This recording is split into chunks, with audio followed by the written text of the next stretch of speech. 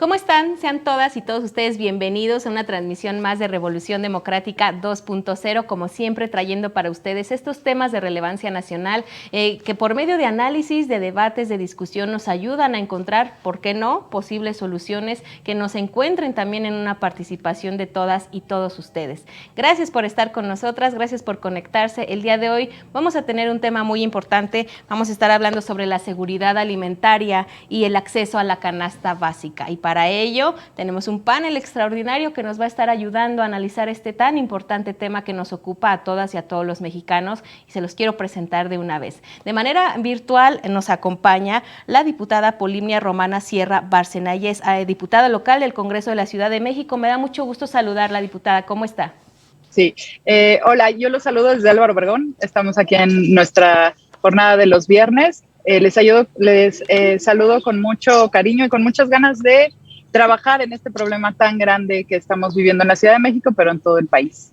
Muchas gracias, diputada, y gracias por el espacio que nos está haciendo desde la hora de trabajo. Muchas gracias. Y bueno, aquí en el set también tenemos al doctor José Ignacio Martínez Cortés. Él es profesor investigador de la UNAM, adscrito al Centro de Relaciones Internacionales, donde coordina el área de Economía Internacional, además de coordinar el Laboratorio de Análisis en Comercio. Me da mucho gusto saludarlo, doctor. ¿Cómo está? Muchas gracias por la invitación. Gracias a usted por estar aquí, y también de manera virtual nos estará acompañando el doctor Héctor Iván del Toro Ríos. Él es economista, maestro en Relaciones Económicas Internacionales y doctor en Estudios Fiscales. También es académico e investigador del Centro Universitario de Ciencias Económicas Administrativas de la Universidad de Guadalajara, desde donde nos hace favor de conectarse. ¿Cómo está?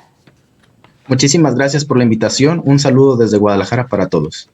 Pues gracias a los tres, gracias a este extraordinario panel por acompañarnos en este tan importante tema que yo estoy segura que a todas y todos ustedes les interesa de gran manera, porque bueno, pues nos afecta directamente, doctor, a todas y a todos, algunos no de la manera igual que a otros, pero sin embargo a todas y a todos nos afecta. ¿Qué les parece si comenzamos con nuestro programa del día de hoy? Allá en su casa, donde quiera que estén, compartan y denle like a este programa en Facebook y en YouTube para que más personas lo puedan ver y se agreguen a esta comunidad de Revolución Democrática. Si me permiten leerles, tengo también aquí, pues ya saben que en este programa siempre también tenemos nuestros datos, otros datos bien diferentes a los que de pronto nos dan, ¿verdad? Y bueno, pues la encuesta nacional de salud y nutrición levantada en 2020 reveló que 6 de cada 10 hogares mexicanos se encontraban en algún grado de inseguridad alimentaria, cantidad que se ha incrementado gravemente este año debido a la galopante inflación que azota al país. ¿Qué implica la seguridad alimentaria? ¿Cuáles son sus principales causas y efectos? Y sobre todo, ¿qué opinan al respecto de esta cifra? Caballeros, si me permiten, comencemos con la diputada. Muchas gracias. Pues efectivamente hay otros datos, hay muchos datos. Bueno, pues la expresión más extrema de la inseguridad alimentaria es el hambre, y es lo que nos arrojan los datos como los que tú leíste. Pero no es la única expresión de la inseguridad alimentaria, porque podemos tener desnutrición, pero también malnutrición. ¿Y qué es lo que, bueno, los efectos los vamos a ver más adelante? En la Ciudad de México específicamente, que es donde yo soy diputada, me gustaría aclarar algunas razones, algunos orígenes de esta inseguridad alimentaria que estamos viviendo en toda la capital, sin importar la alcaldía. Por supuesto que se siente mucho más en algunas franjas más rezagadas al exterior de la ciudad. Sin embargo, hoy estamos viviendo una inseguridad alimentaria por los costos de transporte. Lo que ha encarecido muchísimo los alimentos en la Ciudad de México tiene que ver con el transporte y todo lo que esto conlleva, desde la salida, obviamente la gasolina que ha subido, y todo sube en consecuencia, pero también tiene que ver con que los alimentos que vienen a la Ciudad de México vienen de estados que hoy están viviendo una profunda violencia, una violencia sin precedentes, pero una violencia que ha llegado al campo en forma de extorsión, en forma de cuota, en forma de cobro de piso. Todo esto hace que un limón de Michoacán, en lugar de costar una cifra, cuesta 3 veces más hoy, porque tiene que pasar filtros no registrados, digamos, ilegales, en el trayecto de la carretera, y también se ha elevado mucho el nivel de corrupción dentro de la central de abasto, que es donde los capitalinos tomamos para surtir tianguis, mercados, tienditas, y no pueden compararse con los precios de los supermercados. Eso agudiza la desigualdad, puesto que no toda la gente puede ir a un supermercado o acceder a una tarjeta de crédito. Entonces, los alimentos a veces llegan mucho más caros a la central de abasto que en las mismas cadenas de distribución. Esa es, digamos, en la Ciudad de México un problema que tenemos muy fuerte, y también tiene que ver con que el campo de la Ciudad de México, que no es chico, tenemos alcaldías productoras con terrenos inmensos, pero sin subsidios, sin apoyo en fertilizantes, en material herramienta y sobre todo en la garantía del mercado, que es lo que no se ha podido garantizar en este, pero también en otros sexenios.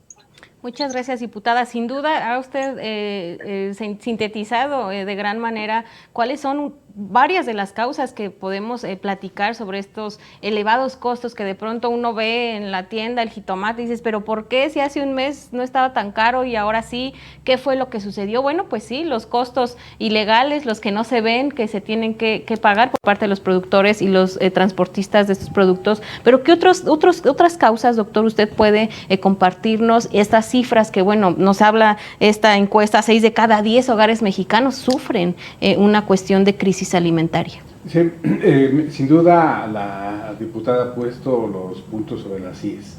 En el Laboratorio de Análisis en Comercio, Economía y Negocios de la UNAM hicimos un estudio de cómo es que la inseguridad impacta en los bolsillos de las mexicanas, de los mexicanos. Por ejemplo, el crimen organizado impacta en 2 puntos porcentuales en la inflación. Es decir, en este momento la inflación está en 8.70.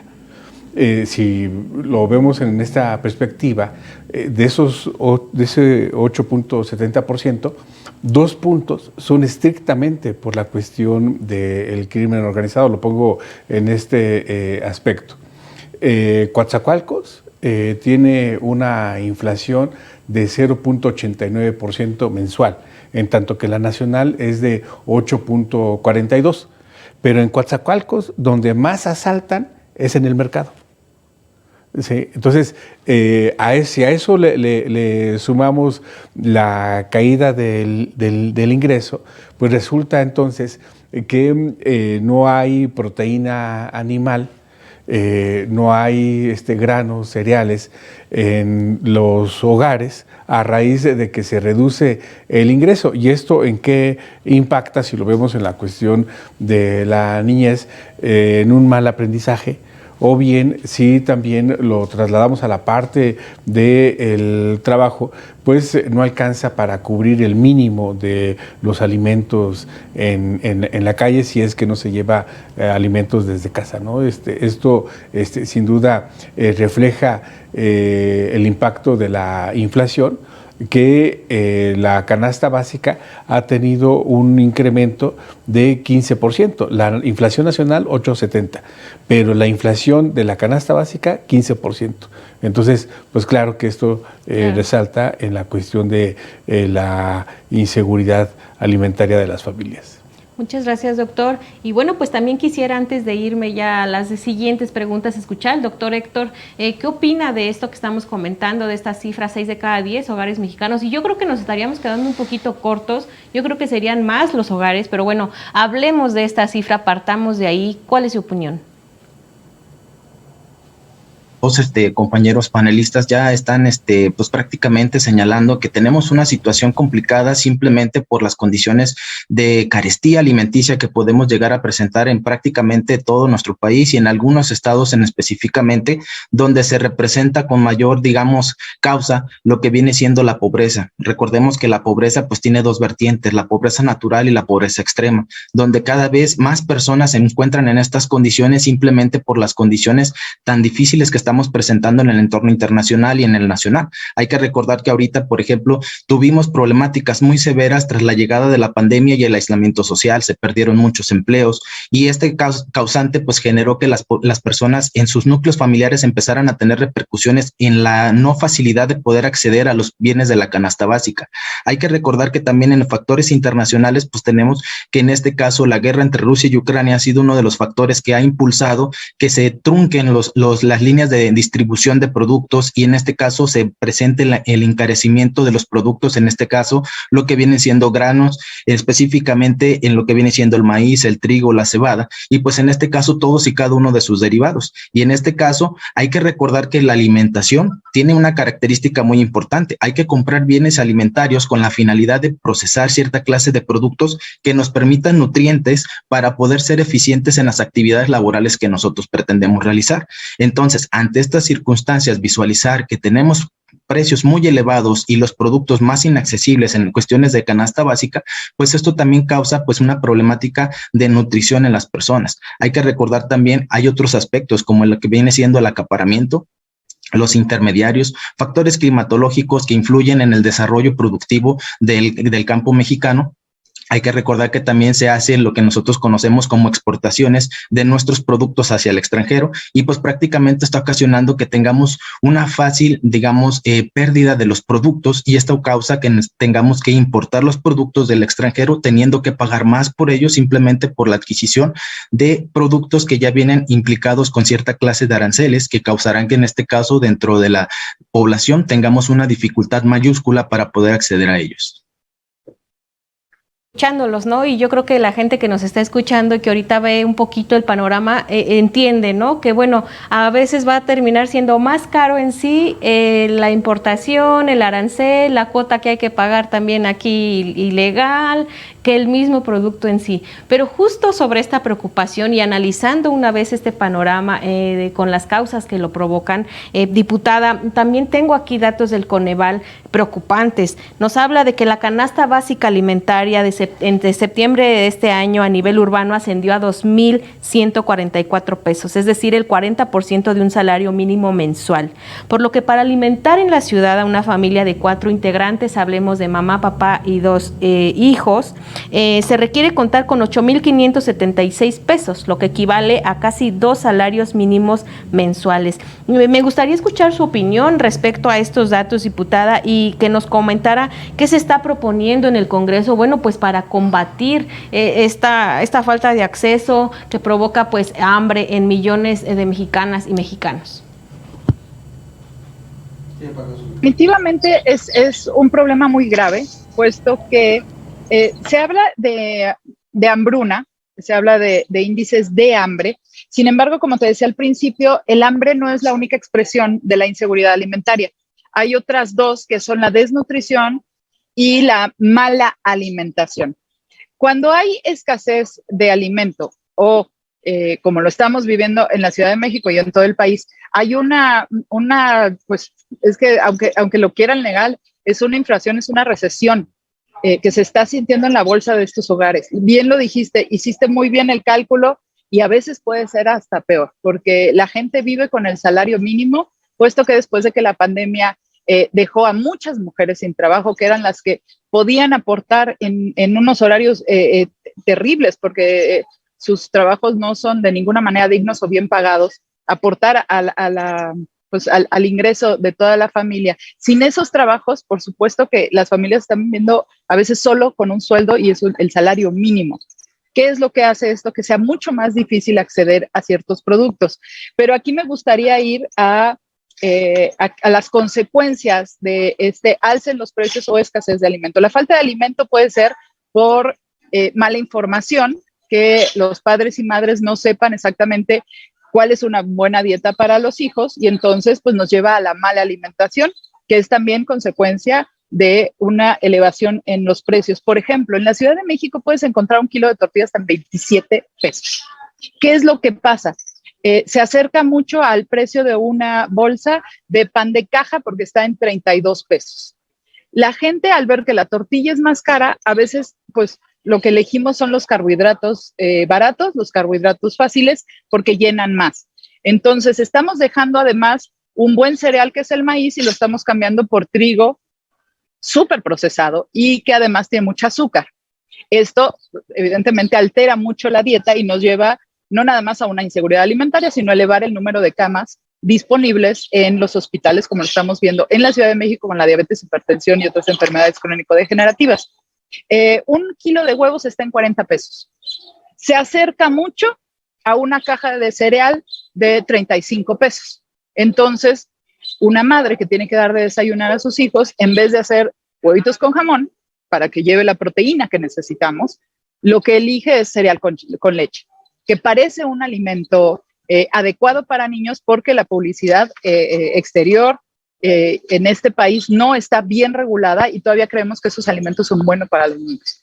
A lo que nos va a llevar es a tener niños, pues sí, buscamos que se llenen fácilmente, pero no tienen las proteínas, las grasas, los omegas que tendrían que estar comiendo, y esto nos va a llevar a una crisis, no en este año, pero en unos 5 y 10 años, porque una mala alimentación, sobre todo en la primera infancia, que es de lo que nos estamos ahorita enfocando mucho en la Comisión de Atención al Desarrollo de la Niñez, una mala alimentación en la primera infancia nos va a traer consecuencias muy graves en la productividad de ese individuo, de ese ciudadano.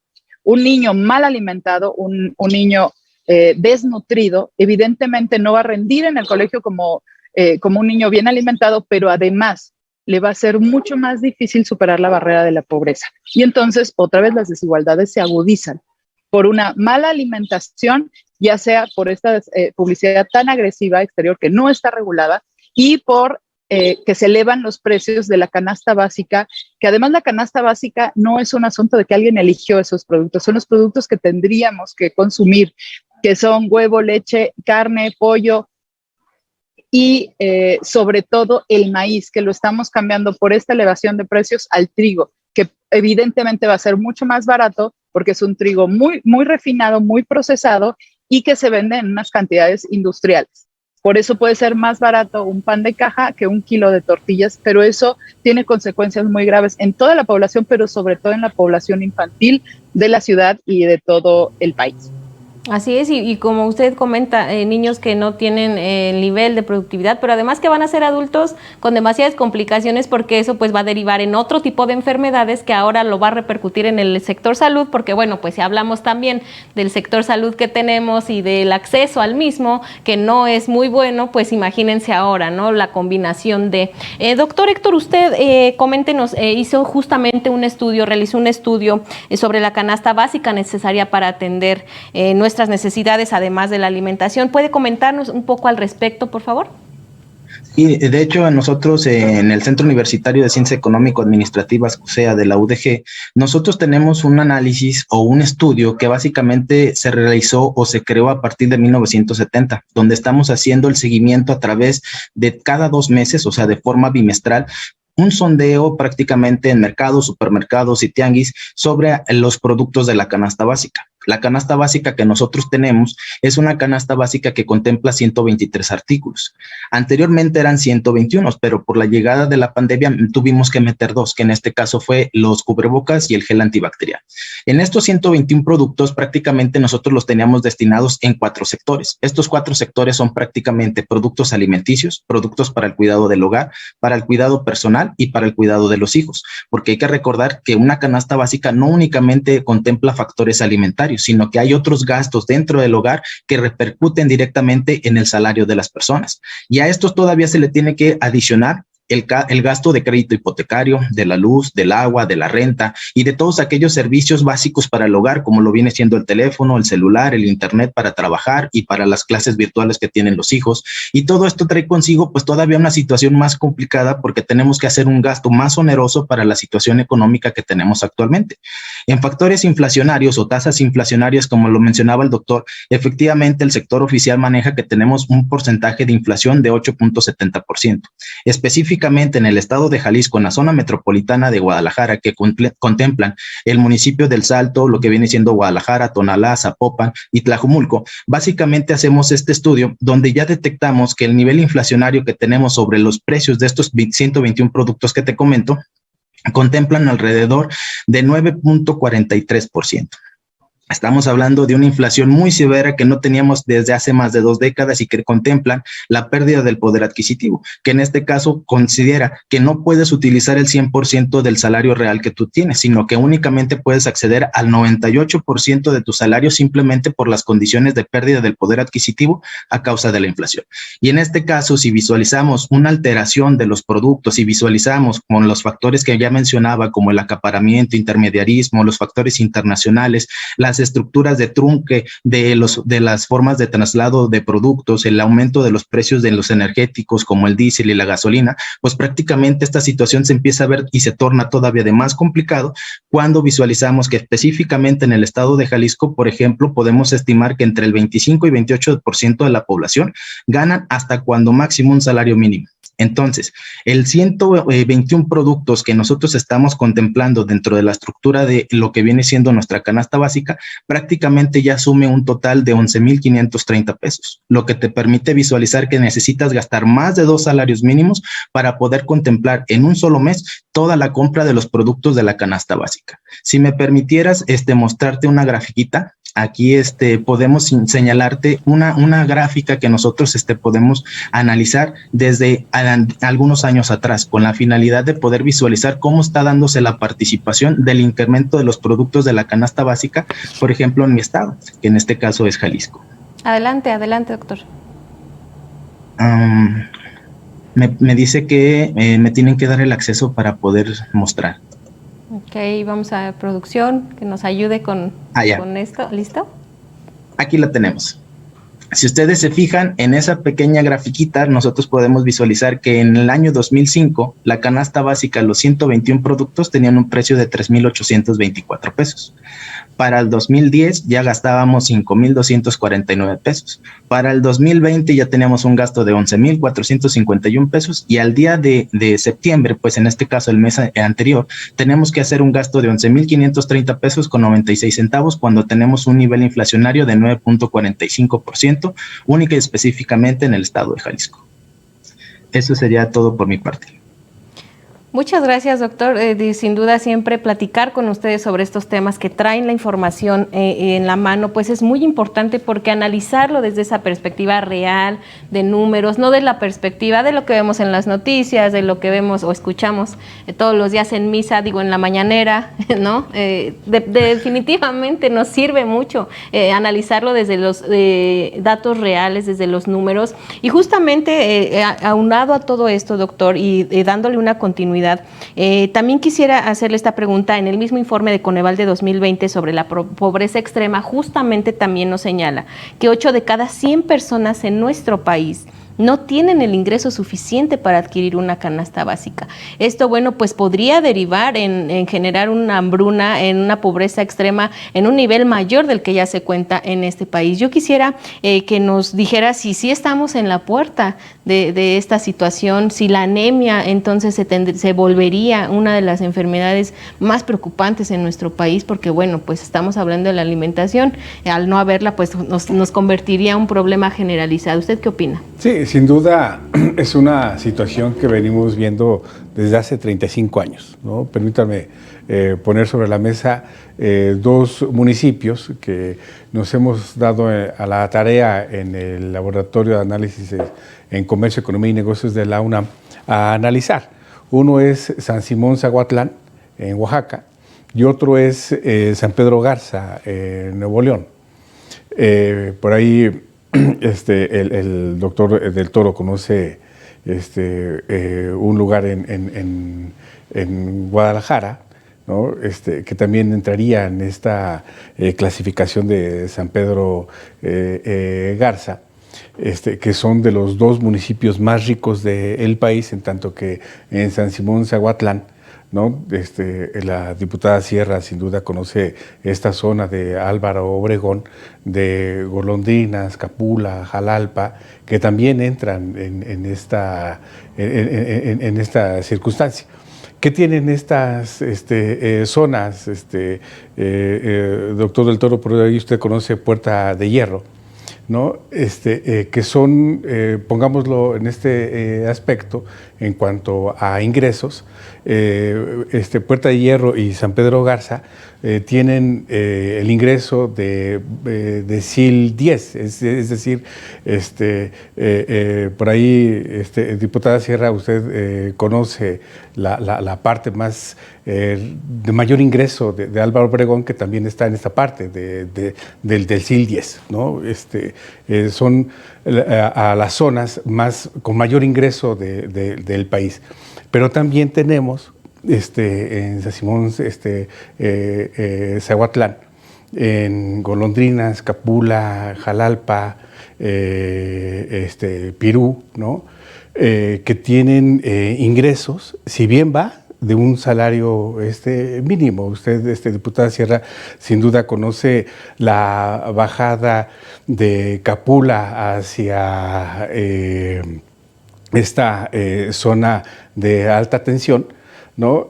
Donde es una zona totalmente paupérrima, que no tienen ingresos más allá de 2 salarios mínimos. A lo que voy con esto es que el 68.64% de la población económicamente activa del país gana hasta solamente 2 salarios mínimos.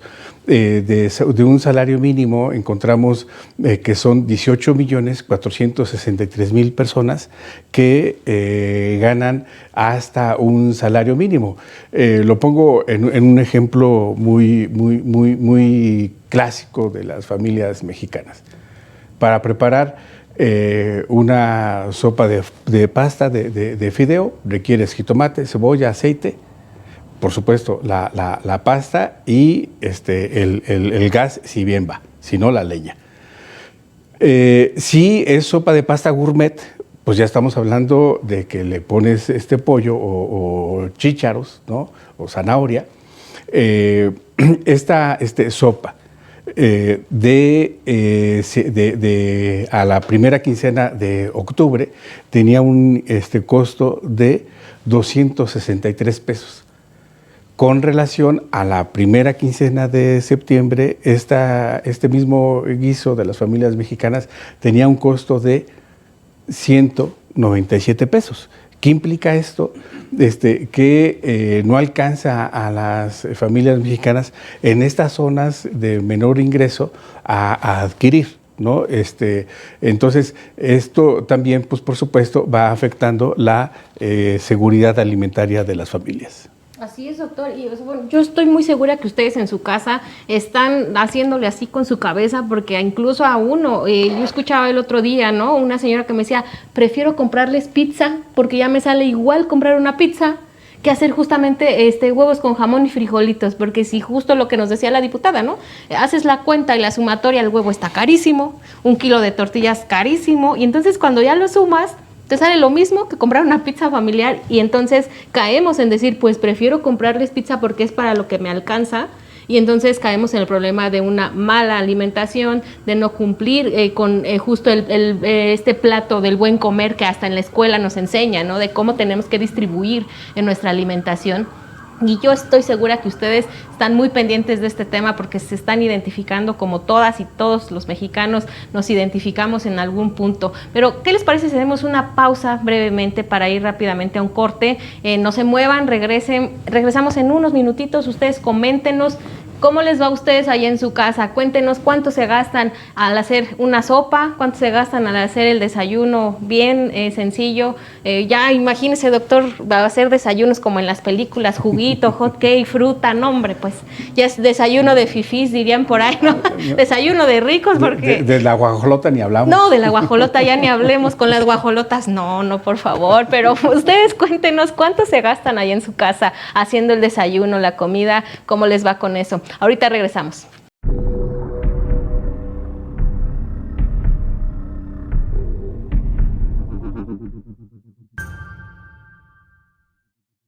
Doctor, pues este paciente trae una anemia muy grave, trae una crisis alimentaria espantosa.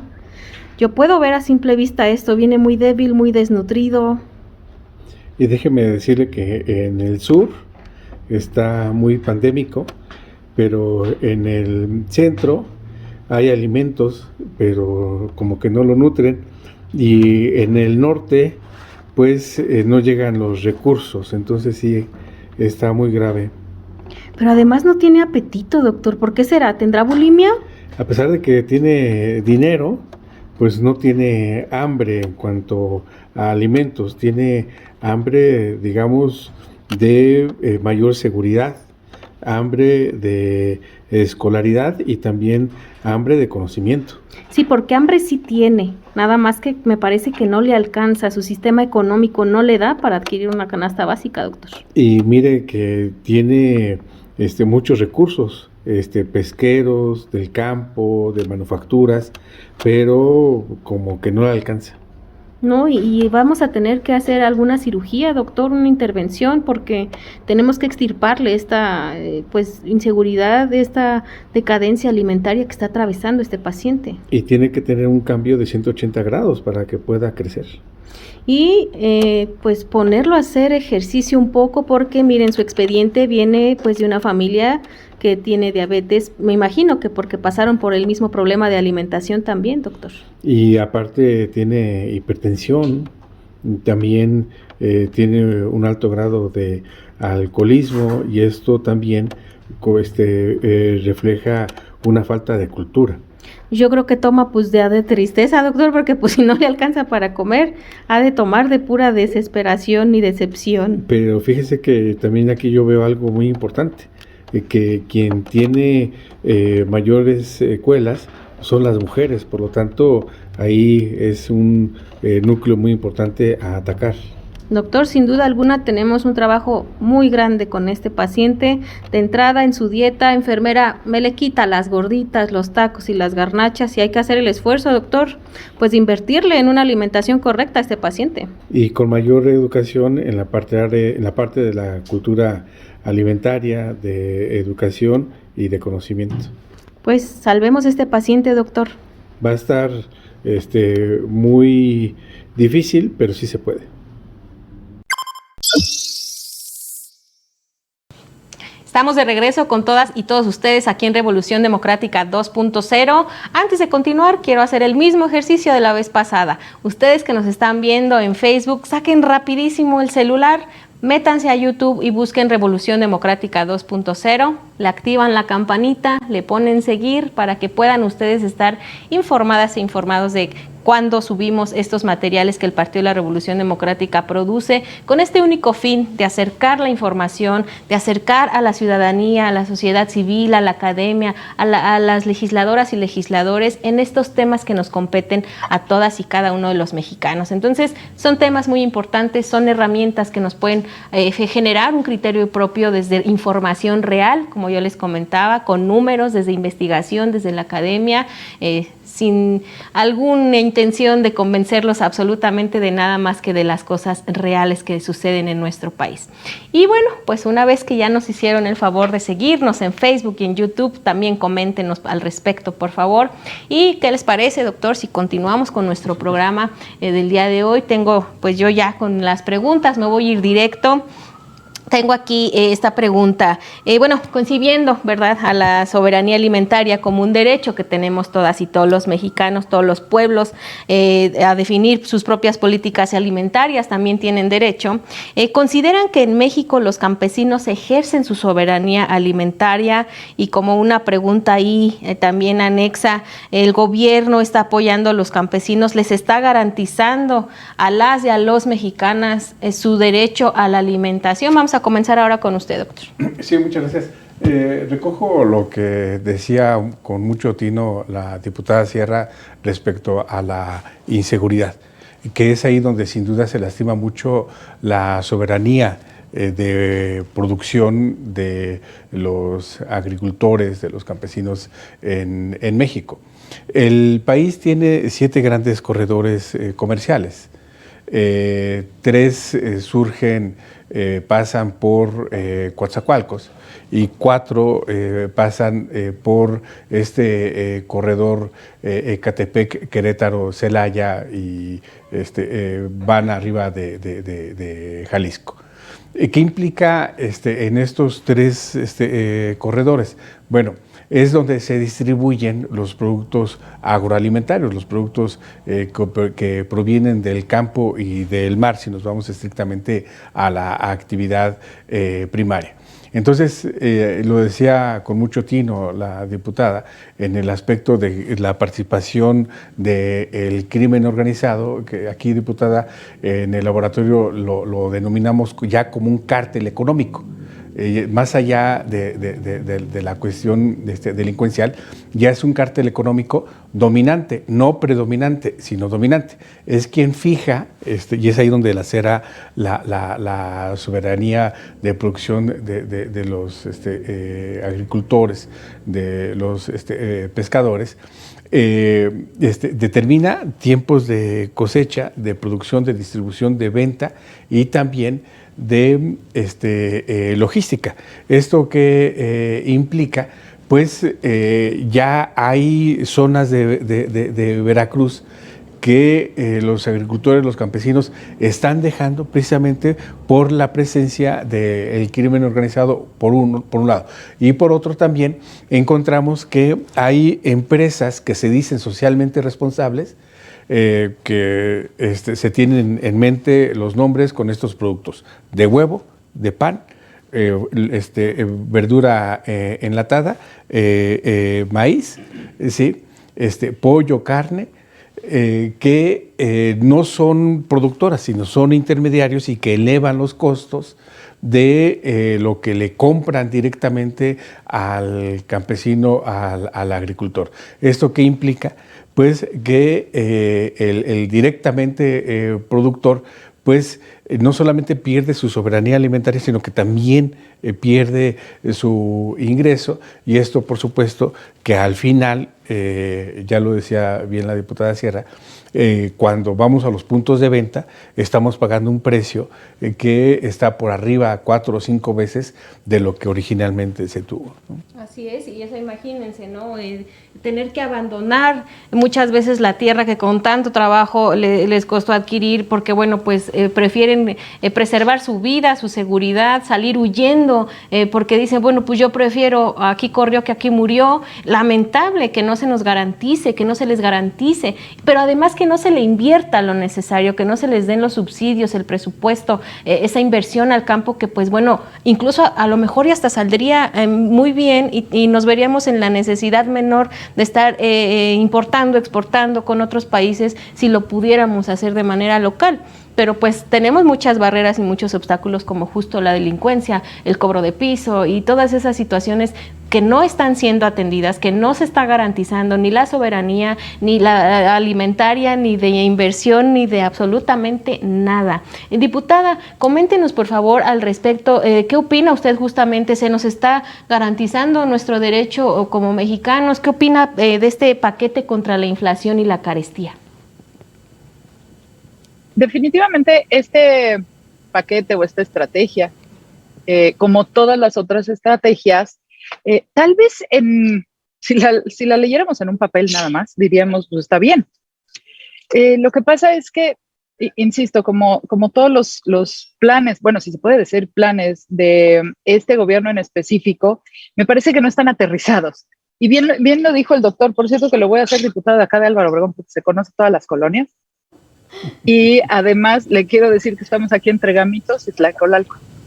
Y aquí estamos haciendo y justo todas las colonias que dijo son de mi distrito. Y sí, estamos viendo una desigualdad tremenda por acá. Pero bueno, efectivamente la estrategia es la incorrecta porque no está aterrizada en la realidad.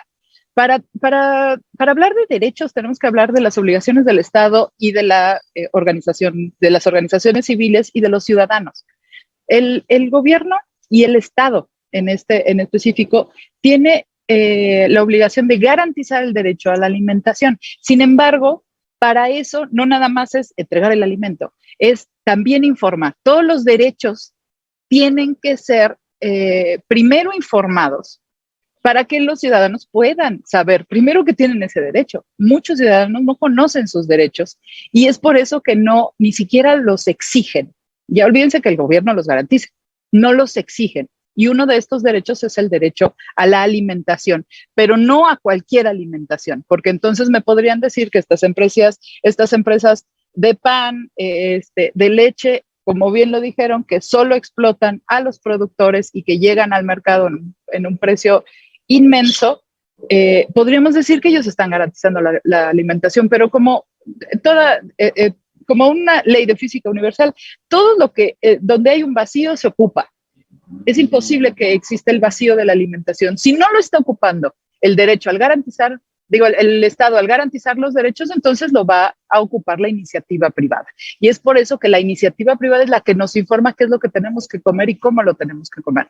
Por eso estamos prefiriendo productos sumamente refinados, con calorías que no son las adecuadas, porque son un boom de azúcar. Claro que dan energía, claro que al principio uno se siente bien después de tomar un refresco de cola, pero no es alimento.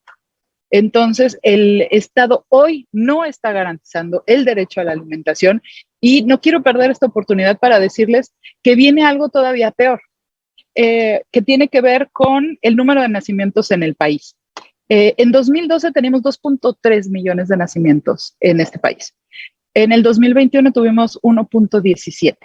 Y si han escuchado por ahí la frase, es que las mujeres ya no están teniendo hijos, o ya no están teniendo hijos como antes, es una visión muy clasista.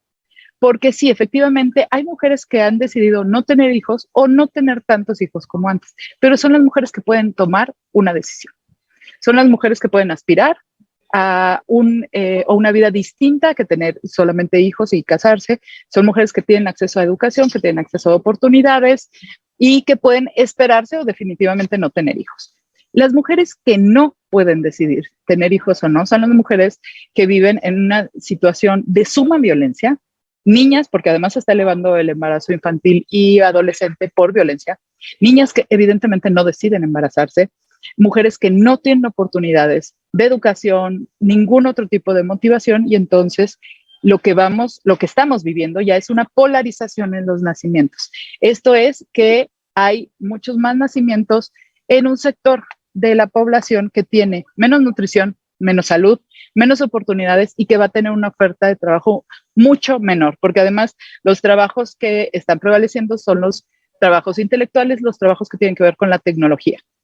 Al no tener la oportunidad de estudiar y al tener una salud disminuida, evidentemente van a ser individuos que no pueden acceder a un trabajo pues, que necesite una carrera universitaria, que necesite una especialización, una técnica, incluso una carrera técnica.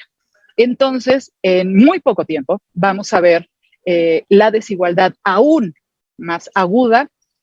Por supuesto que esto lo vamos a ver en este tipo de comunidades, en comunidades sumamente marginadas, en cuanto a educación, salud y oportunidades. Y pues sí, hay una baja de nacimientos, pero hay polarización de nacimientos.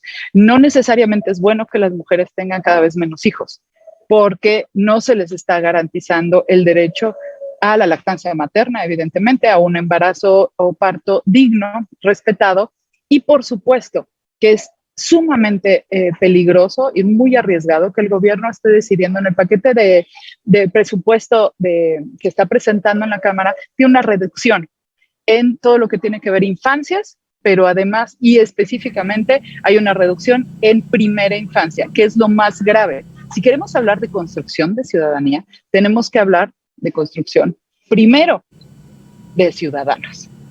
Y si estamos abandonando la etapa de construcción, son los primeros 6 años. Ahí es donde se define nada más la salud, la inmunidad, la personalidad, las emociones, pero es sobre todo el tiempo en donde nada más en este tiempo crece el cerebro. Y solo nuestra capacidad intelectual es la que nos puede hacer librar esa barrera de la pobreza. Entonces, de por sí ya vivíamos en un círculo terrible, ya no digo vicioso, ya digo lo que le sigue, viene todavía peor. Y no es un fenómeno de México, es un fenómeno de América Latina, específicamente en el Caribe, obviamente con países terriblemente asediados por la pobreza como es Haití, pero lo estamos viendo muy gravemente en Venezuela y en países de Centroamérica. Entonces, no estamos solos, y si queremos, ese es otro error, me parece, la estrategia de este gobierno es solo ver hacia el interior. Tenemos que ver hacia el interior. Tenemos que voltear a ver hacia el sur. Tenemos que saber que no somos un ente ermitaño por ahí, que vivimos de otros países, que otros países necesitan a México y que sobre todo las niñas y mujeres de este país y de toda Latinoamérica necesitamos presupuesto, porque hay mucho amor en los discursos, pero no es amor si no tiene presupuesto.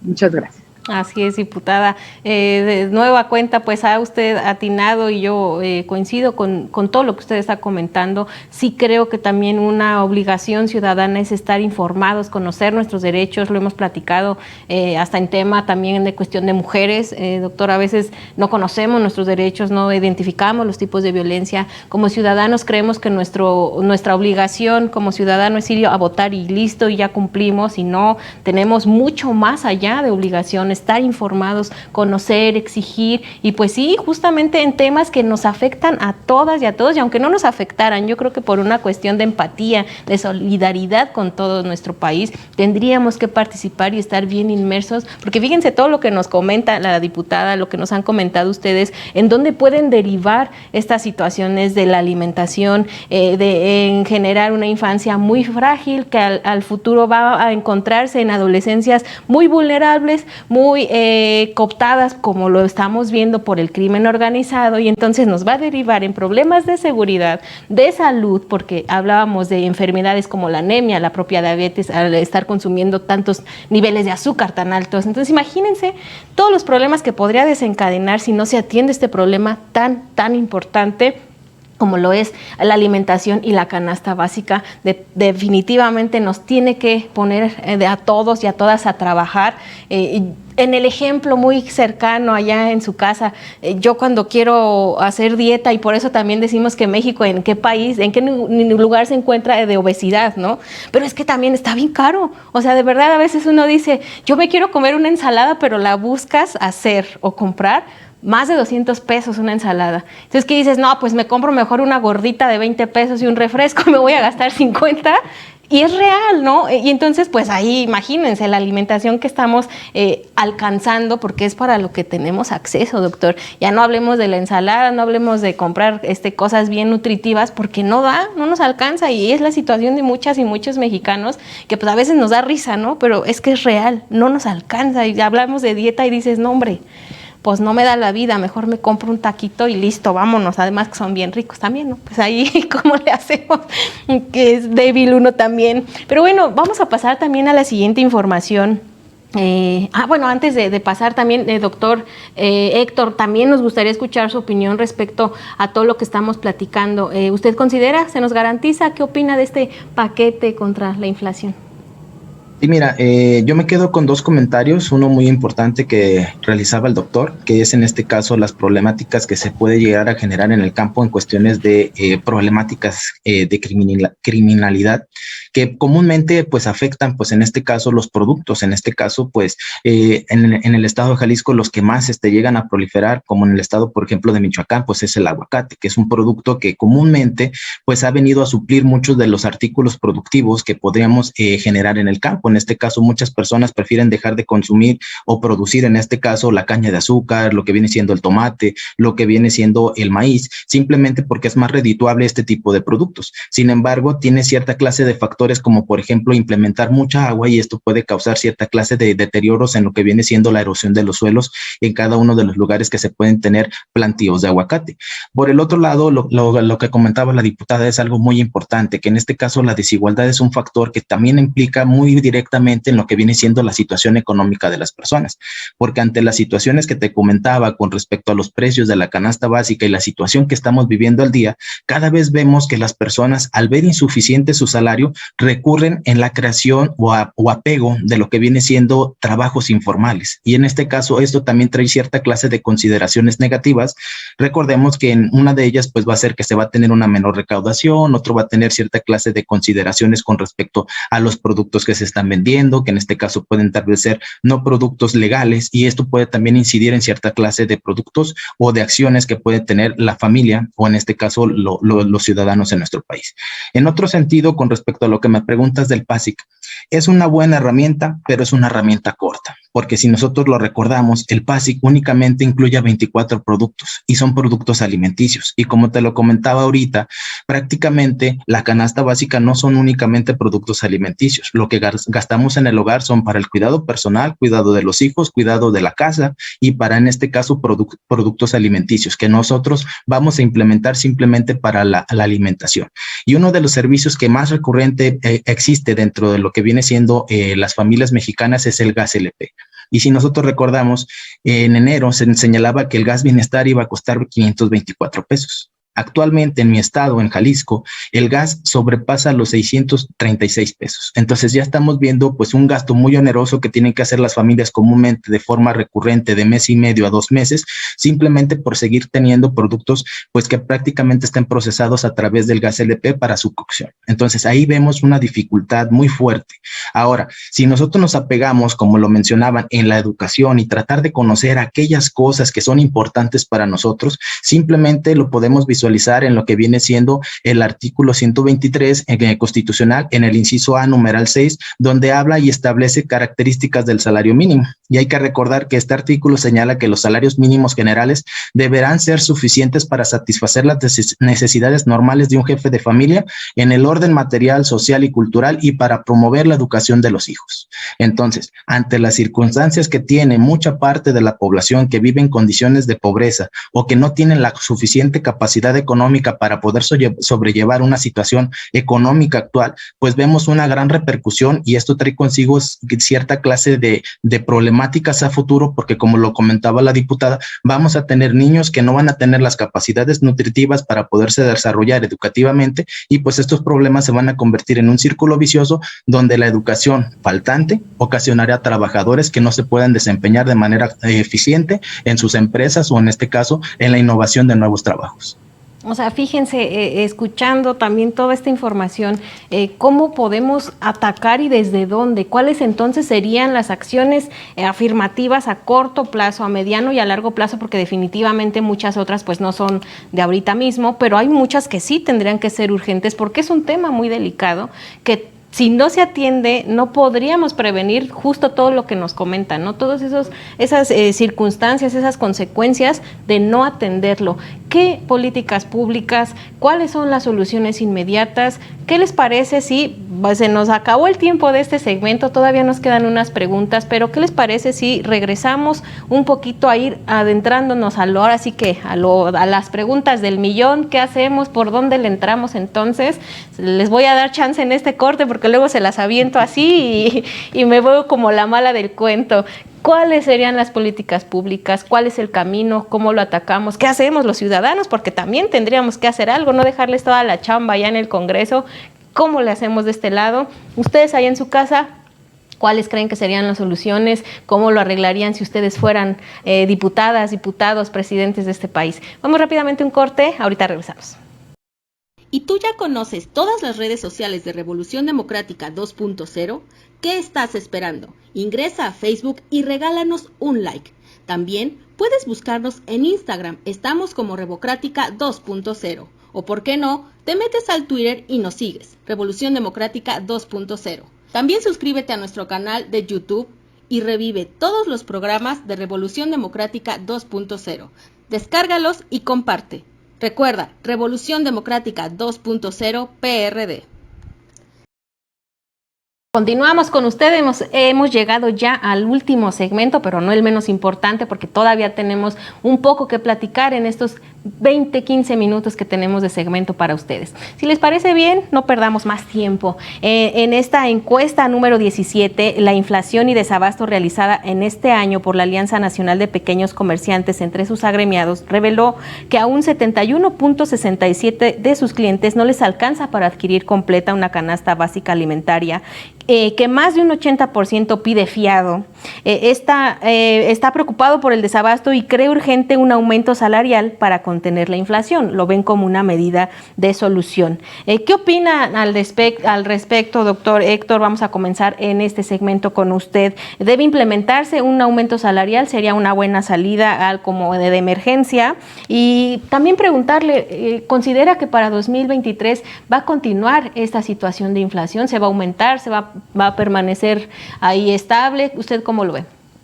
Mira, ante esta circunstancia podemos señalar que, por ejemplo, la cuesta de enero de este año se aletargó hasta el mes de septiembre. Entonces tenemos una problemática muy fuerte en cuestiones inflacionarias. Por lo tanto, es muy probable que el siguiente año 2023 también tengamos unas circunstancias de las mismas similitudes.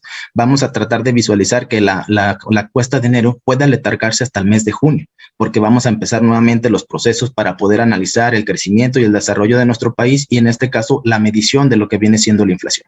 Sin embargo, por ejemplo, en este año tuvimos uno de los incrementos salariales más favorables para la población. Por lo tanto, incrementar únicamente el salario no es una de las medidas para contrarrestar los factores inflacionarios, porque hay que recordar, en este momento, cuando tuvimos un incremento del casi el 20% en materia salarial, al mes de febrero ya teníamos un incremento potencial de todos y cada uno de los precios, difuminando ese incremento salarial que se había otorgado.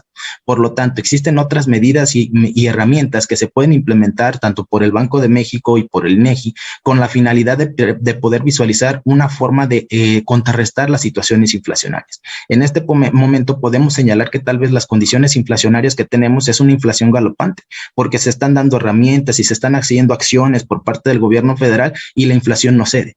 ¿Qué quiere decir? Que no es únicamente una problemática interna, sino que también obedece a problemáticas externas internacionales que pues tienen cierta clase de afectación en lo que viene siendo las situaciones económicas dentro de nuestro país.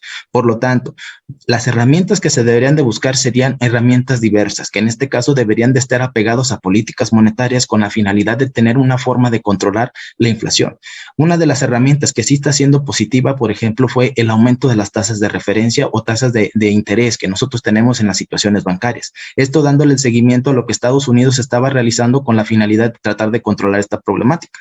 Sin embargo, pues no podemos estar todos los meses aumentando la tasa de interés porque tendríamos una problemática diversa simplemente en otros factores. Por lo tanto, aquí lo que se recomienda pues es por parte de la población generar cierta clase de apego a lo que nosotros consideramos como el ahorro. Nosotros consideramos que las personas deberían de estar ahorrando entre el 10 y el 25%, dependiendo de lo que su salario les permita. Si estas condiciones no son las más óptimas para mi familia, ahorrar de 10 pesos comúnmente por semana puede llegar a ser un ahorro significativo para que cuando tengamos una problemática fuerte, pues tratar de asumir cierta clase de problemáticas con este pequeño colchón que estamos generando a través del ahorro.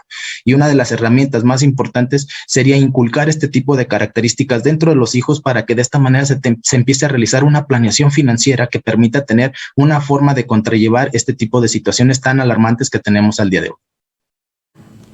Completamente de acuerdo, doctor. Creo que esa educación financiera debe ser desde temprana edad, enseñar también a nuestros hijos. Yo sé que muchos de los mexicanos pues dicen, pues ahorrar de dónde si no me alcanza, si no me sobra ni 1 ni 2 pesos. Pero yo creo que sí sería importante también en la medida de lo posible hacerlo, porque nos pasa una situación de emergencia, un accidente, y ¿qué tenemos que hacer? Pues recurrir al préstamo, endrogarnos con las tarjetas, y entonces es una bola de nieve que nos económicamente nos afecta demasiado. Ahorrar la educación financiera en todas las familias. También hay que ser autocríticos. Muchas veces los mexicanos nos decimos, no hay dinero, pero vemos el partido de fútbol y el estadio a reventar. Y entonces ese tipo también de cosas, ser autocríticos y darle un poco de prioridad a lo prioritario, doctor. Pero yo quisiera que usted también nos diera su opinión. ¿Cómo ve? ¿Va a seguir esta inflación? El doctor nos dice que la cuesta de enero se va a seguir de enero hasta junio. Yo creo que va a estar todo el año y que va a estar todavía más complicado que pero usted que tira la información también, ¿qué nos puede decir? Sí, tenemos en puerta 2 eventos muy importantes. El 1 y 2 de noviembre se reúne la Reserva Federal, el Banco Central de Estados Unidos, y va a haber un incremento en 75 puntos base la tasa de interés en la Unión Americana. Luego, el 10 de noviembre, el Banco de México hace lo propio. También se estará reuniendo y sin duda va a incrementar también en 75 puntos base la tasa de interés, es decir, estaremos llegando a una tasa de interés del 10%. Lo pongo en este aspecto, en cuestiones muy, muy prácticas, muy de consumo del día a día. Se acerca el Buen Fin. y entrando a la parte estrictamente del día a día del gasto, dejando a un lado, con todo respeto, las cuestiones de libros, las cuestiones academicistas, diría, por ejemplo, si se va a comprar con la tarjeta de crédito, con relación al incremento de la tasa de interés que va a haber el 10 de noviembre, entonces va a ser muy fácil comprar con la tarjeta en los 4 días del Buen Fin. Solamente que a 40 días vamos a pagar con relación a esos famosos meses sin interés. Y aquí ya, en esos 40 días, estamos hablando que vamos a pagar en la primera quincena de enero, considerando el gasto, el consumo de la segunda quincena de diciembre, 24 de diciembre y 31 de diciembre. O sea, ahí ya gastamos de más. Por lo tanto, si no hay un consumo moderado, consciente, nos van a comer las tasas de interés del Buen Fin. ¿Cuál es la recomendación? No compre usted a meses sin intereses. Váyase al descuento directo. Es ahí un buen consejo, porque va a pagar menos, ¿sí? Y no se va a endeudar en un corto plazo. Luego, sigamos el consejo de la abuelita, no se nos olvide, vaya usted al mandado con lista en mano. No compre lo que en mercadotecnia le dice que le va a satisfacer. Vaya con lista en mano, ¿sí? Y vaya estrictamente con lo que va a gastar, con el dinero que va a gastar. Deje la tarjeta de crédito, no compre con la tarjeta de crédito. Otro aspecto, y esto lo impulsa muy bien la diputada Sierra, lo que tanto nos enseñaron en la primaria, las cooperativas, eso ya quedó fuera. Si vecinalmente nos organizamos, si dejamos a un lado a la comunidad, ¿sí? Si regresamos a esa parte de lo que nosotros tanto tenemos en la sociedad mexicana, de las cooperativas, ¿sí?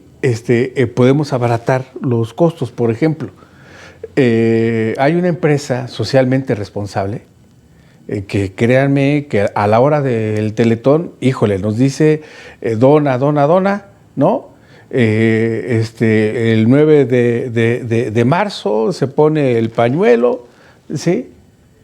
Pero es la que en productos de higiene domina el mercado y aumenta los precios, ¿qué les digo? ¿Sí?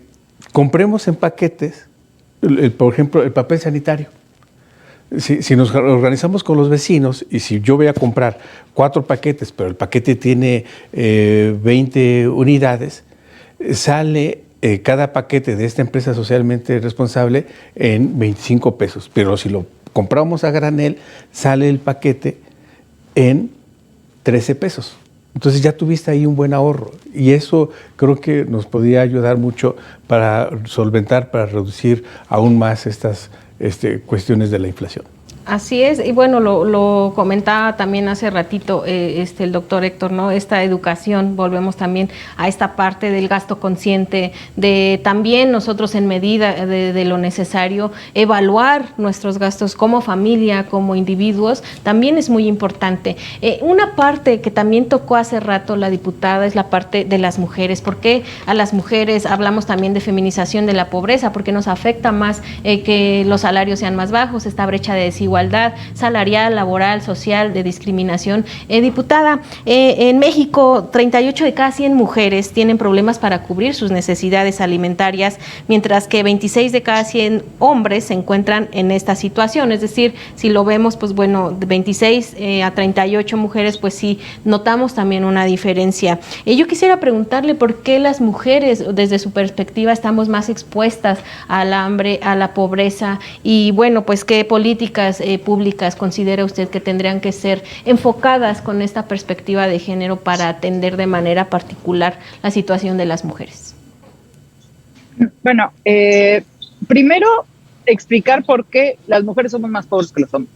Culturalmente, sobre todo en esta parte del hemisferio culturalmente las mujeres somos las encargadas de los cuidados de los niños, de los adultos mayores, de las personas con discapacidad y en general del hogar.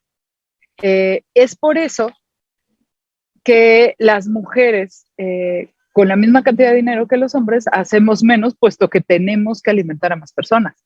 Incluso los trayectos, todos conocemos los trayectos de las mujeres, son mucho más largos y más caros, evidentemente, que los de los hombres. Las mujeres en el día realizamos muchas más actividades, aunque produzcamos menos. Las mujeres somos las primeras desescolarizadas cuando viene la crisis, las primeras que salen de la vida laboral cuando vienen pandemias como la que acabamos de vivir.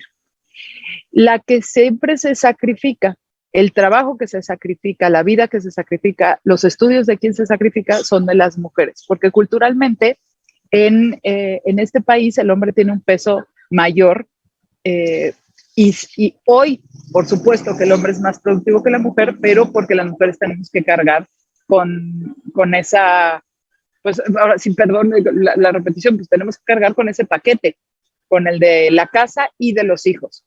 Y la pobreza no se soluciona repartiendo dinero o regalando despensas. Eso podría ayudar a una familia que pasó por un desastre, por ejemplo, las inundaciones ahorita en Tabasco, en el sureste, o cuando viene un sismo. Por supuesto que el dinero en efectivo, las despensas ayudan cuando hay un momento de ese tamaño. Pero no podemos creer que repartiendo dinero, ya sea incrementando los sueldos o dando becas, se va a terminar con la pobreza. El gobierno se dice que persigue las causas, pero es el que menos las conoce. Ese me parece que es el primer problema. Este gobierno ha cooptado todos los organismos e institutos que medían, evaluaban, calificaban. Hoy, tristemente, pues muchos de los que estamos aquí en este panel y de los que nos están viendo y escuchando, pues tomábamos datos de Coneval. Hoy Coneval hace lo contrario, toma los programas del gobierno y luego los justifica con números. Entonces, hoy nos estamos quedando sin herramientas para formar una estrategia. Y es por eso que yo te contestaría, no hay una sola acción que pueda resolver este problema. Hablamos de equidad tributaria, de productividad, competitividad, pero realmente lo que necesitamos son medidas integrales que vayan desde crear, fomentar empleos bien pagados, pues contestando a tu pregunta, específicamente para mujeres, en lugar de hacer más universidades, necesitamos más escuelas técnicas, necesitamos universidades técnicas, que sea más corto el tiempo, pero podamos certificar a la mano de obra de calidad y que ningún otro país tiene, como es la de México. Necesitamos impulsar, bien lo dijo el doctor, cooperativas y colectivos que ayuden. El gobierno, este gobierno específicamente no se deja ayudar. Hay organizaciones civiles que pretenden proponer, pero también trabajar, y el gobierno lo que hace es que los bloquea o los cancela. Necesitamos capacitación, formación y certificación para los trabajos que ya realizamos las mujeres. Y además, pues sí, también tenemos que sacarnos las telarañas de la cabeza y entender que las mujeres podemos hacer otro tipo de trabajo y que no es exclusivamente nuestra responsabilidad la casa y los hijos. Creo que se tiene que terminar esta idea de que las mujeres tendríamos que elegir entre trabajar y tener una familia. Me parece muy claro el mensaje de este gobierno al cancelar todos los programas que tenían que ver con primera infancia, con guarderías y con estancias infantiles. Me parece muy claro su mensaje al cancelar las escuelas de tiempo completo, aunque con los amparos hayan regresado algunas y además les echaron la culpa a los papás, entonces le echaron la responsabilidad económica de las escuelas de tiempo completo a las madres y padres de familia.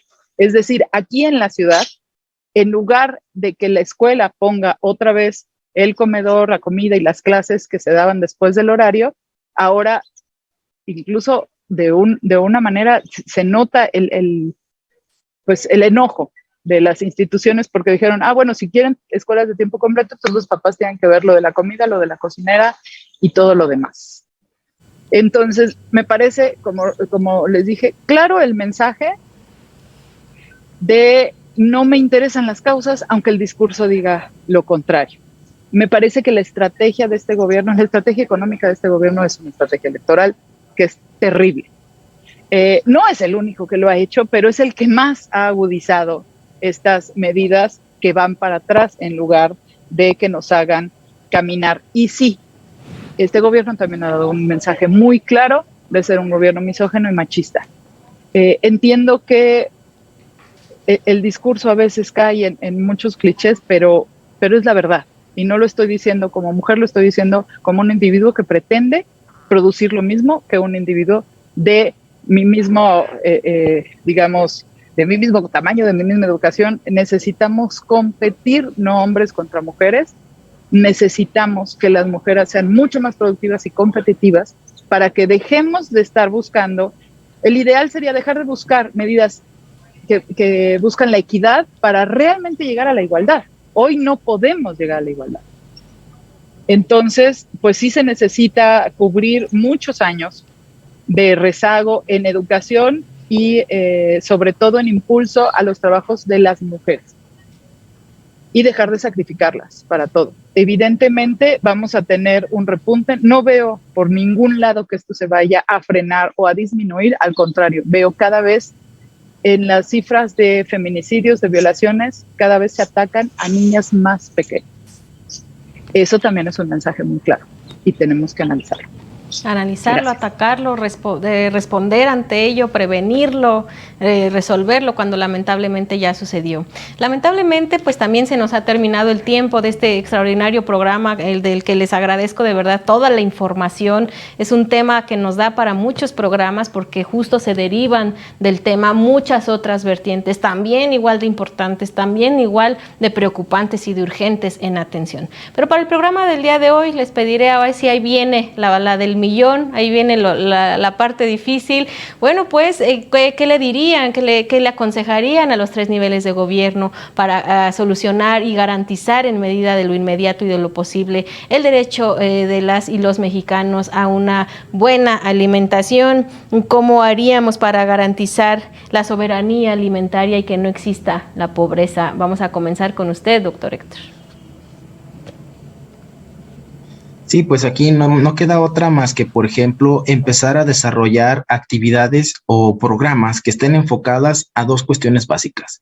Primero, la educación y en segundo, la pobreza. En este caso, uno de los factores que se puede incidir para generar programas que estén enfocados a combatir, en este caso, esta problemática alimentaria, pues sería en relación a no estar regalando, por ejemplo, despensas y en este caso tener cierta clase de, por ejemplo, únicamente dar objetos para poder tener una incidencia sobre la población, sino en este caso estructurar cierta clase de acciones y programas que, por ejemplo, si estamos viendo que una de las tendencias es la deserción educativa por parte de las personas que se encuentran en etapa laboral, pues en este caso sería la generación tal vez de un impulso con el que esté prácticamente bien planeado una estructuración para poder otorgar tal vez una beca para compensar la forma de actividad laboral que tiene un estudiante y de esta manera incidir en que se desarrolle con la finalidad de no salir a un trabajo informal, sino que en este caso tenga la capacidad de poder desarrollar cierta característica y desarrollo en alguna empresa o en algún trabajo que le permita tener un rendimiento mejor y de esta manera salir de la situación en la que nos encontramos.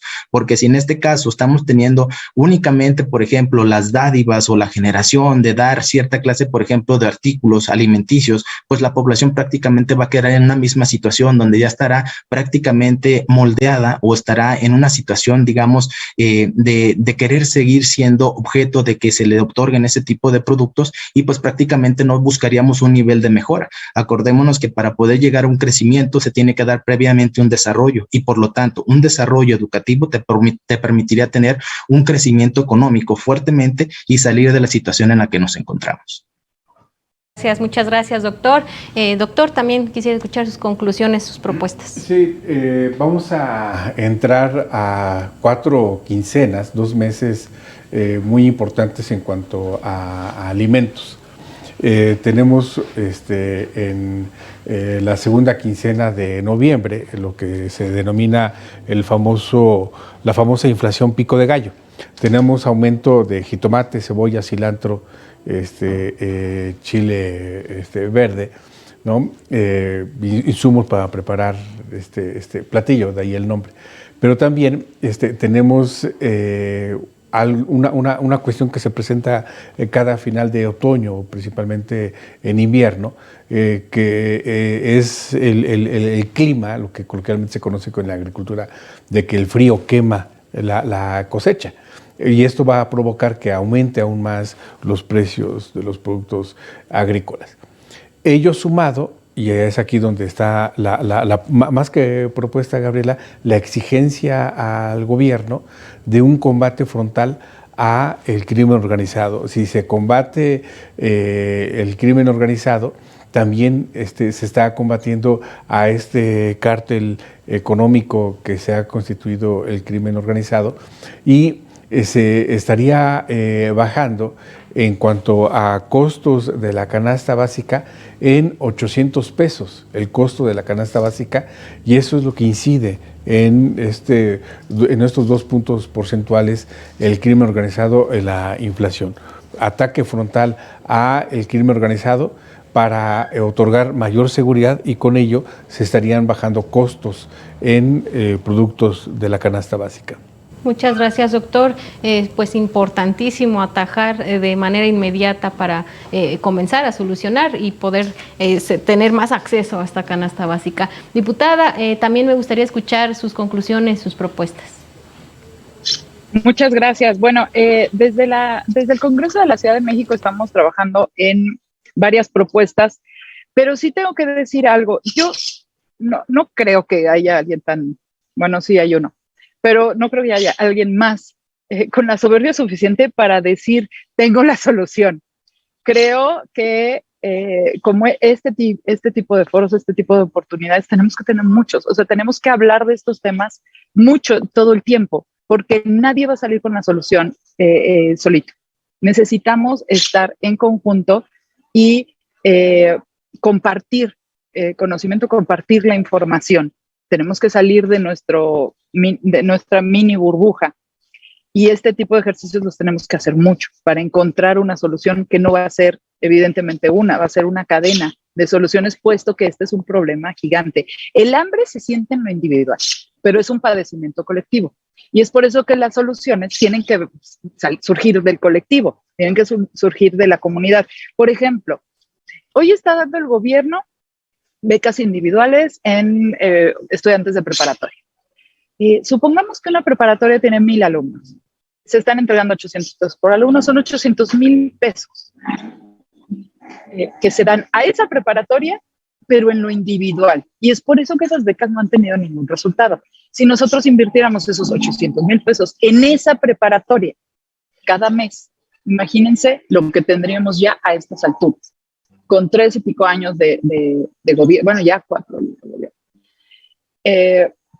Ese es un claro ejemplo de por qué el dinero se hace agua cuando lo individualizamos. Por eso las soluciones tienen que ser comunes. Tenemos que, en la Ciudad de México específicamente, garantizar el mercado, pero a nivel nacional tendríamos que, lo que bien describió el doctor, los corredores económicos tendremos que garantizarlos, y el ataque frontal, no están sirviendo los abrazos, pues tendría que ser una estrategia completamente distinta. En la Ciudad de México estamos proponiendo el Fondo para la Prevención y Atención de Riesgos a la Seguridad Alimentaria. Tenemos ya 10 años proponiéndolo. Si se hubiera aprobado en 2013, cuando lo propusimos en la Asamblea Legislativa, la pandemia nos hubiera agarrado de otra forma completamente. Mi partido está proponiendo los tortibonos porque la tortilla no es un asunto nada más de gusto, como tú lo dijiste hace rato, Gaby, de me gusta, es el pecado y es sabroso. No nada más es eso, es una parte fundamental de nuestra alimentación. Y entonces tendríamos que garantizar en específico esto, aunque todo lo demás tiene que ser integral. Y definitivamente, como lo dije, no se arregla la pobreza entregando dinero. Es tan ridículo como decir impriman más billetes y todos tendríamos más dinero. No es así. Lo que tiene que hacer el gobierno, el gobierno federal, pero específicamente yo te hablo de la ciudad, que es lo que estoy estudiando y donde está mi responsabilidad, fomentar y crear las condiciones para el autoempleo. Sobre todo estamos hablando de las mujeres. Las mujeres todavía estamos muy, la cultura pues nos ha llevado más de 2000 años tener la que tenemos. No creo que de un plumazo se pueda cambiar. Las mujeres todavía estamos amarradas a los cuidados y es por eso que necesitamos empleos de menos horas y a veces desde nuestro hogar. Estuve recientemente visitando la República del Perú. Hablamos un grupo de mujeres con el ministro del Trabajo y Fomento al Empleo, así se llama ya el ministerio, y su programa estrella es el fomento al autoempleo. Tendríamos que ver un poco más hacia afuera para entender por qué los mexicanos y específicamente las mexicanas necesitamos ver el trabajo de otra forma. Las mujeres no podemos siempre ver un trabajo como de 8 a 8. No nos da la vida y la cultura de este país. Necesitamos acercarnos a empleos mucho más flexibles, pero con certificación para poder cobrar lo que se debe. Evidentemente, una mujer que se dedica a la cultura de belleza, si tiene un trabajo en un spa, en una sala de belleza muy grande, pues va a tener un sueldo, va a tener prestaciones. Pero si hace el mismo trabajo desde su casa, no tiene todo eso y por supuesto que tiene que cobrar mucho menos. Si estuviera certificada, ella podría cobrar más. Si nuestros plomeros maravillosos tuvieran un certificado, podrían no nada más cobrar más, sino ser contratados no nada más por los vecinos, sino también por una empresa. Y lo mismo con los técnicos en reparación, en refrigeración, necesitamos capacitar, necesitamos certificar los trabajos que ya conocemos y que de veras somos en México punta de lanza en ese tipo de empleos. Aquí todo lo inventamos. Cuando apenas está saliendo de China, aquí ya lo tenemos. Eso tendríamos que aprovechar para terminar de capacitar, de certificar, y lo que tiene que buscar este gobierno es ser más productivo, es ser más competitivo y dejar de pensar que un burrito puede seguir rompiendo la piña para hacer una bebida. Los jóvenes no les atrae eso, a los jóvenes les atraen otras cosas y el gobierno tiene que evolucionar, porque si no, pues nos vamos a quedar como en los años 70, pero en los 1870. Que es lo que yo creo que estamos en esos niveles. Yo también, lo que le iba a decir, creo que allá ya andamos ahí, diputada, yo creo que ya estamos ahí. Pues se nos ha terminado el tiempo, me ha dado un gusto enorme escucharles, tenerle, doctor, aquí en el estudio. En la próxima yo espero, doctor, que se venga de Guadalajara, me traiga mi torta ahogada, por favor, nos traiga a todos. Diputada también, que se venga para acá, pero entre tanto les agradezco enormemente, doctor Héctor, que haya tenido el tiempo de conectarse. Muchas gracias, doctor. Gracias, un saludo y pues muchas gracias por tomarnos en cuenta en este tipo de discusiones. Diputada, de igual manera le agradezco, ya vimos que anda usted ahí en campo, en la chamba, y que se haya hecho este espacio, es de verdad agradecerle mucho. No, muchas gracias. Tiene todo que ver, porque además esta es una jornada de abasto a bajo costo. Nosotros compramos en la central de abasto y obviamente subsidiamos, lo damos todavía más barato que la central de abasto, porque acá en Álvaro Obregón nos queda muy lejos la central. Y obviamente entre más lejos, pues se encarece todo. Aquí sí estamos viviendo las cosas muy difíciles, sobre todo por la inseguridad, pero no nos rendimos. Eso lo hace doblemente valioso, diputada, hacernos este espacio desde sus horas laborales, desde el campo y de esa actividad justamente que tenía que ver con el tema. Le agradezco mucho. De igual manera le agradezco a usted, doctor, que se haya venido hasta acá, hasta el CED, a acompañarnos. Muchas gracias por la invitación, Gabriela. Muchas gracias y gracias a todos y cada uno de ustedes que también nos acompañan virtualmente, que nos ven, que reproducen estos programas en Facebook y en YouTube, pero que también comentan y nos ayudan con sus opiniones. Hoy un tema que sé que a todas y a todos nos ha dejado preocupados, pero también motivados a participar, a exigir y a conocer nuestros derechos. Gracias, nos vemos en el próximo programa de Revolución Democrática 2.0.